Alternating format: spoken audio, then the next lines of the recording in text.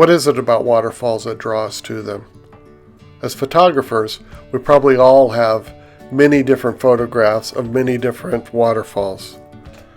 But what is it? Is it the power? Is it the beauty? Is it the sound? We probably each have our own reasons, and they may vary from place to place and from day to day. So let's talk a little bit about what it takes to get a photograph of a waterfall. Hello, I'm at Cataract Falls in Indiana today to photograph the waterfall here. Cataract Falls is actually two sets of falls. The upper falls, about a half-mile downstream, is the lower falls. They both have some unique compositions, and I'll roam around and try to find the different compositions at both locations. For waterfall photography, there's about 4 things you should consider before you go out. First is equipment.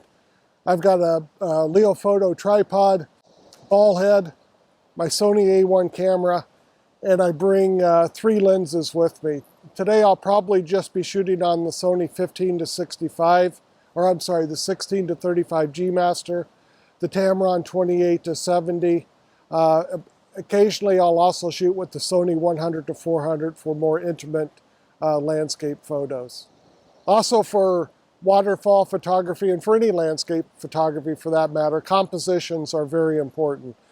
One of the great things about waterfalls is there's a tremendous number of compositions that you can get depending on what the waterfall is, the details of the waterfall. Is it large in scope? Is it unique in its features? So there's all of those compositions, and every waterfall has a different mood. Of course, the role of you photographing it is to try to nail that composition that best captures that mood. For waterfall photography in particular, you need to pay close attention to your exposure settings. I typically keep my ISO at base for best image results.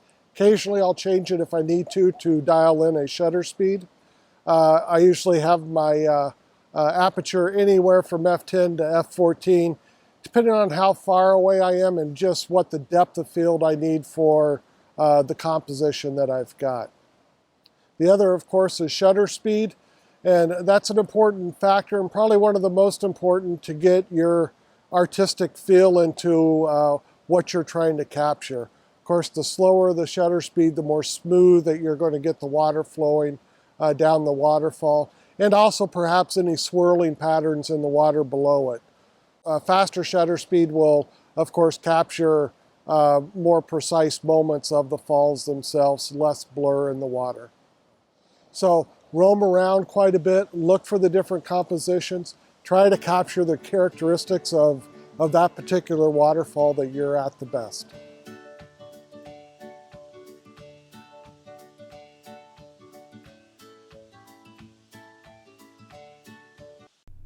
This first shot was taken at the face of the upper waterfall, and I shot it at 17mm, 4-second shutter speed, aperture f10, ISO 100. I wanted to get the entire face in the composition, and well, that tree trunk was there, so it's part of the photo now.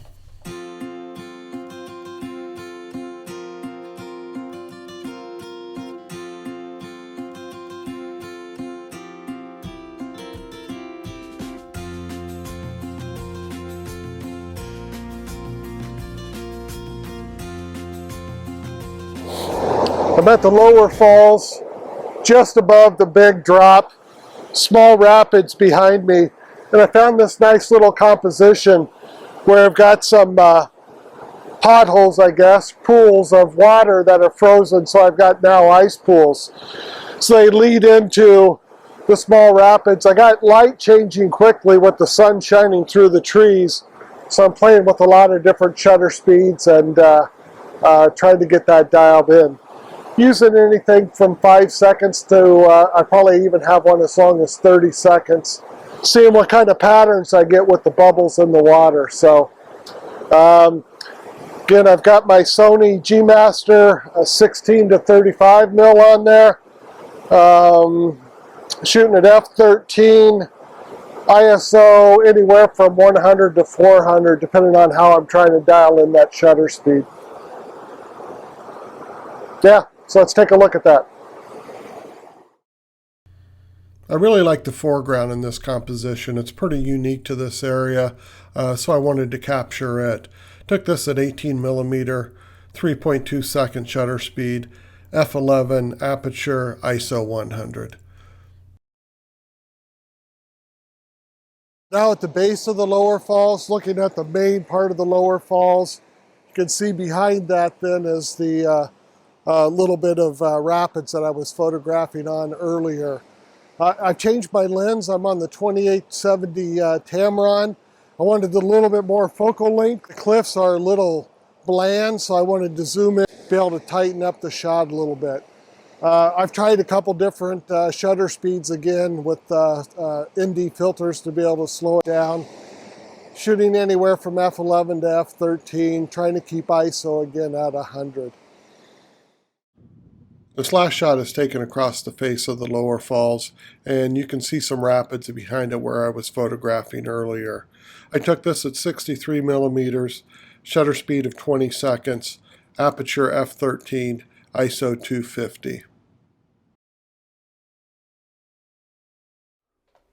Thank you for joining today. I hope you enjoyed the video. If you could, please give it a like and subscribe. Have a great day, and I'll see you next time.